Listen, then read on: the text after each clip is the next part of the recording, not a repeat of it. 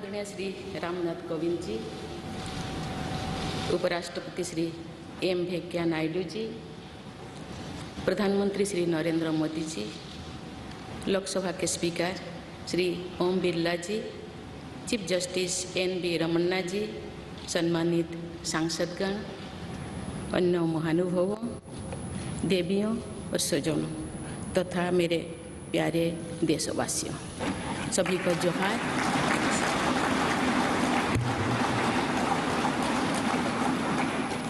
भारत के सर्वोच्च संवैधानिक पद पर निर्वाचित करने के लिए मैं सभी सांसदों और सभी विधानसभा सदस्यों का हार्दिक आभार व्यक्त करता हूँ।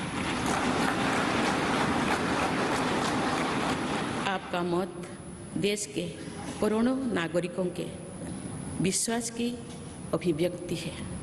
मैं भारत के समस्त नागरिकों की आशा, आकांक्षा और अधिकारों की प्रतीक इस पवित्र संसद से सभी देशवासियों का पूरी विनम्रता से अभिनंदन करता हूँ।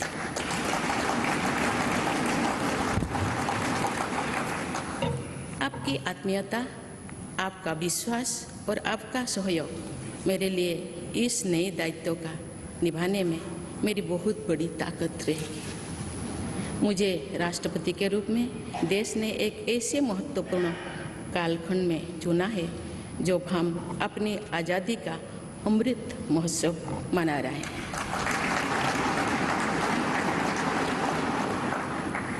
आज से कुछ दिन बाद ही देश अपनी स्वाधीनता के 75 वर्ष पूरी करेगा। ये भी एक संयोग है कि जब देश अपनी आज़ादी के 50वें वर्ष का पर्व मना रहा था, तभी मेरे राजनीतिक जीवन की शुरुआत हुई थी।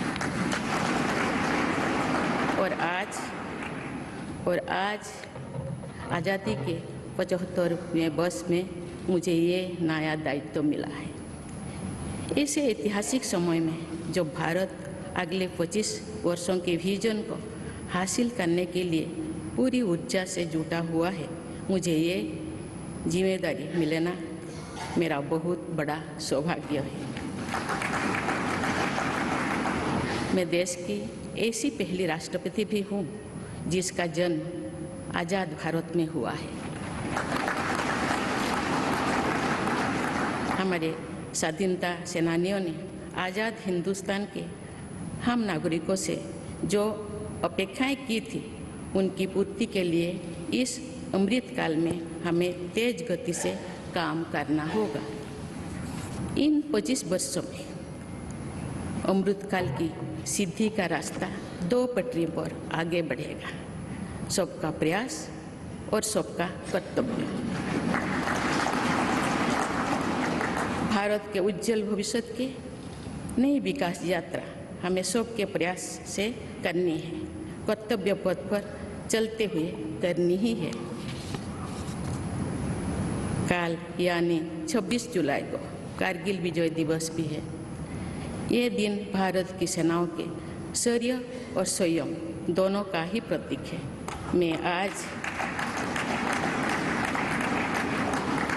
मैं आज देश की सेनाओं को तथा देश के समस्त नागरिकों को कारगिल विजय दिवस की अग्रिम शुभकामनाएं देती हूँ।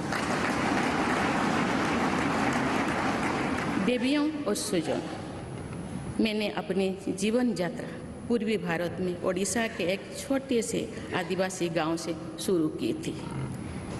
मैं जिस पृष्ठभूमि से आती हूँ, वहाँ मेरे लिए प्रारंभिक शिक्षा प्राप्त करना भी एक सपने जैसा ही था। लेकिन अनेक बाधाओं के बावजूद मेरा संकल्प दृढ़ रहा और मैं कॉलेज जाने वाली अपने गांव की पहली बेटी थी।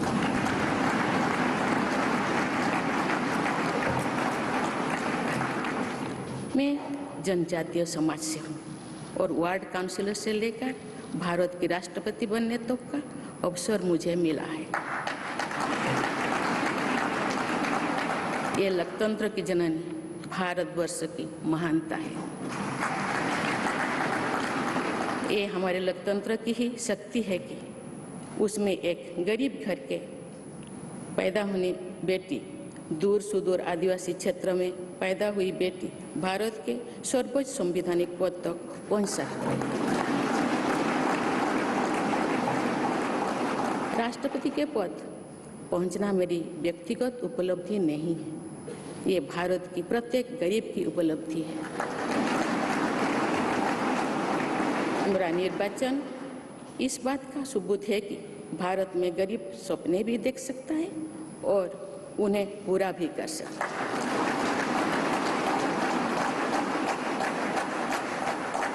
और ये मेरे लिए बहुत संतोष की बात है कि जो सदियों से वंचित रहे, जो जीवन विकास के लाभ से दूर रहे, वे गरीब, दलित, पिछड़े तथा आदिवासी मुझे ये अपना प्रतिबिंब देख सकते हैं।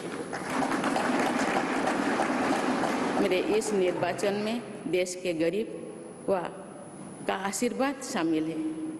देश की करोड़ों महिलाओं और बेटियों के सपनों और सामर्थ्य की झलक है। मेरे इस निर्वाचन में पुराने लीग से हटकर नए रास्ते पर चलने वाले भारत के आज के युवाओं का साहस भी शामिल है। ऐसे प्रगतिशील भारत का नेतृत्व करते हुए आज मैं खुद को गौरवान्वित महसूस कर रही हूँ। मैं आज समस्त देशवासियों को, विशेषकर भारत के युवाओं को तथा भारत की महिलाओं को ये विश्वास दिलाती हूँ कि इस पद पर कार्य करते हुए मेरे लिए उनके हित सर्वोपरि होंगे। देवियों और स्वजनों, मेरे सामने भारत के राष्ट्रपति पद की ऐसी महान विरासत है जिसने विश्व में भारतीय लोकतंत्र की प्रतिष्ठा का निरंतर मजबूत किया है। देश के प्रथम राष्ट्रपति डॉक्टर राजेंद्र प्रसाद से लेकर श्री रामनाथ कोविंद जी तक अनेक विभूतियों ने इस पद को सुशोभित किया है। इस पद के साथ साथ देश ने इस महान परंपरा के प्रतिनिधित्व का दायित्व भी मुझे सौंपा है। संविधान के आलोक में मैं पूरी निष्ठा से अपने कर्तव्यों का निर्वहन करूंगी। मेरे लिए भारत के लोकतांत्रिक सांस्कृतिक आदर्श और सभी देशवासी हमेशा मेरे ऊर्जा के स्रोत रहेंगे। देवियों और स्वजनों, हमारे संवैधानिक संग्राम में, स्वाधीनता संग्राम में एक राष्ट्र के तौर पर भारत की नई यात्रा की रूपरेखा तैयार की है। हमारा स्वाधीनता संग्राम उन संघर्षों और बलिदानों की अविरल धारा है जिसने आज़ाद भारत के लिए कितनी ही आदर्शों और संभावनाओं की सिंचा था। पूज्य बापू ने हमें स्वराज, स्वदेशी, स्वच्छता और सत्याग्रह द्वारा भारत के सांस्कृतिक आदर्शों की स्थापना का मार्ग दिखाया था। नेताजी सुभाष चंद्र बोस, नेहरू जी, सरदार पटेल, बाबा साहेब अम्बेडकर, भगत सिंह, सुखदेव, राजगुरु, चंद्रशेखर आजाद जैसे अनगिनत स्वाधीनता सेनानियों ने हमें राष्ट्र के स्वाभिमान को सर्वोपरि रखने की शिक्षा दी थी। रानी लक्ष्मीबाई, रानी वेलु नाचियार, रानी गाईदिन्लु और रानी चेन्निमा जैसी अनेकों वीरांगनाओं ने राष्ट्र इच्छा और राष्ट्र निर्माण में नारी शक्ति की भूमिका को नई ऊर्जा दी है। संथाल क्रांति, पाइक क्रांति से लेकर कोल क्रांति और भील क्रांति ने स्वतंत्रता संग्राम में आदिवासी योगदान को और सशक्त किया। सामाजिक उत्थान एवं देश प्रेम के लिए धरती आबा भगवान बिरसा मुंडा जी के बलिदान से हमें प्रेरणा मिली थी। मुझे खुशी है कि आज़ादी की लड़ाई में जनजातीय समुदाय के योगदान को समर्पित अनेक म्यूजियम देश भर में बनवाया जा रहा है। देवियों और स्वजनों, एक संसदीय लोकतंत्र के रूप में 75 वर्ष में भारत ने प्रगति के संकल्प को सहभागिता एवं सर्वसम्मति से आगे बढ़ाया है। विविधताओं से भरे अपने देश में हम अनेक भाषा, धर्म, संप्रदाय, खान पान, रहन सहन, रीति रिवाजों का अपनाते हुए एक भारत श्रेष्ठ भारत के निर्माण में सक्रिय है। आज़ादी के 75वें वर्ष के अवसर पर आया है अमृतकाल। भारत के लिए नए संकल्पों का कालखंड है। आज मैं इस नए युग के स्वागत में अपने देश को नई सोच के साथ तत्पर और तैयार देख रही हूँ। भारत और हर क्षेत्र में विकास का नया अध्याय जोड़ रहा है। कोरोना महामारी के वैश्विक संकट का सामना करने में भारत ने जिस तरह का सामर्थ्य दिखाया है, उसने पूरे विश्व में भारत की साख बढ़ाया है।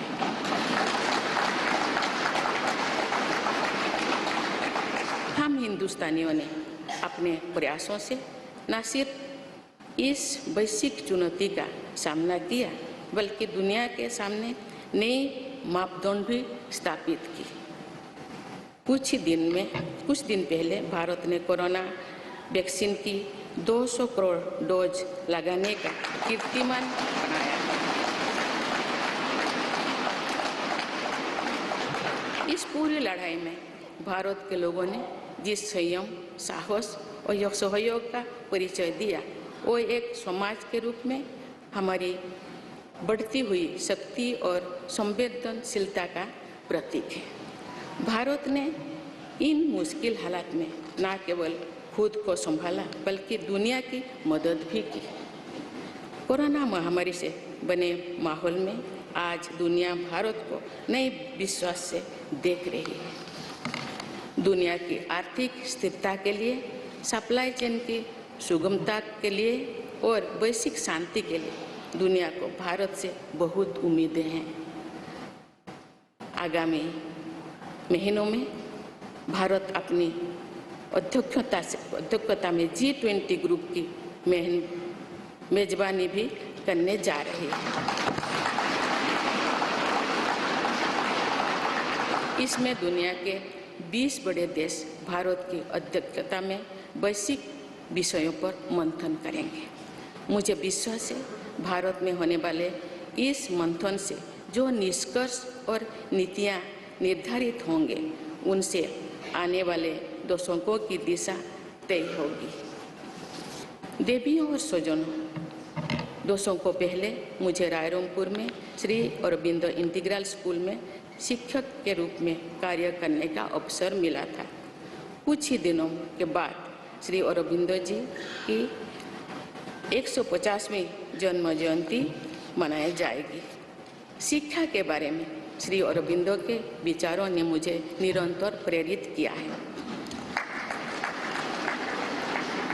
जन प्रतिनिधि के रूप में विभिन्न पदों पर कार्य करते हुए और फिर राज्यपाल के रूप में भी मेरा शिक्षण संस्थानों के साथ सक्रिय जुड़ाव रहा है। मैंने देश के युवाओं के उत्साह और आत्मबल को करीब से देखा है। हम सभी के श्रद्धेय अटल जी कहा करते थे कि देश के युवा जब आगे बढ़ते हैं तो वे सिर्फ अपने ही भाग्य नहीं बनाते, बल्कि देश का भी भाग्य बनाते हैं।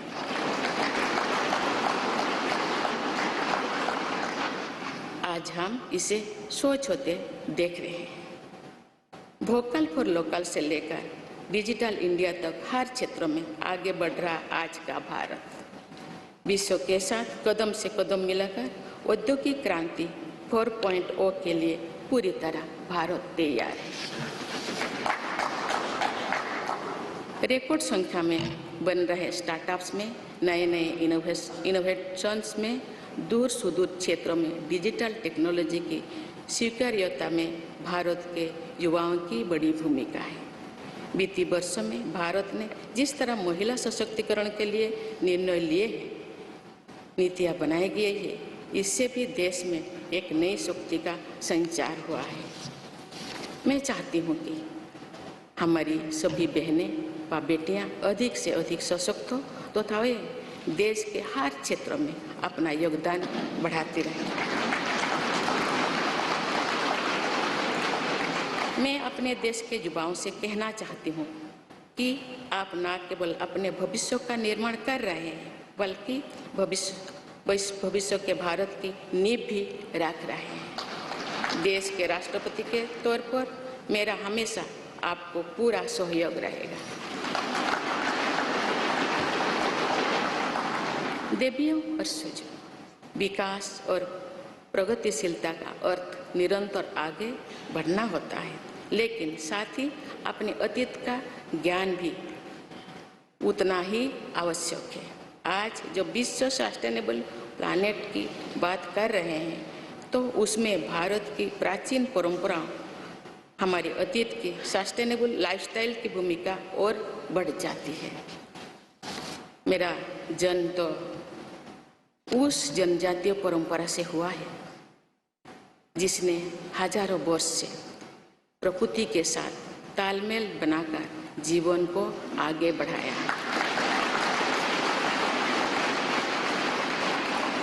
मैंने जंगल और जलाशयों के महत्व को अपने जीवन में महसूस किया है। हम प्रकृति से जरूरी संसाधन लेते हैं और उतनी ही श्रद्धा से प्रकृति से सेवा भी करते हैं। यहाँ संवेदनशीलता का आज वैश्विक अनिवार्यता बन गया है।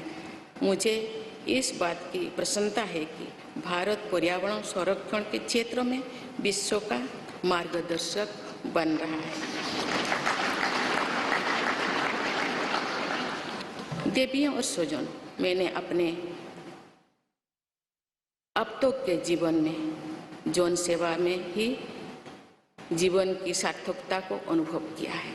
श्री जगन्नाथ क्षेत्र के एक प्रख्यात कवि भीम भोई जी की कविता की एक पंक्ति है, मो जीवन पछे नरके पड़ी थाउ जगत उद्धार।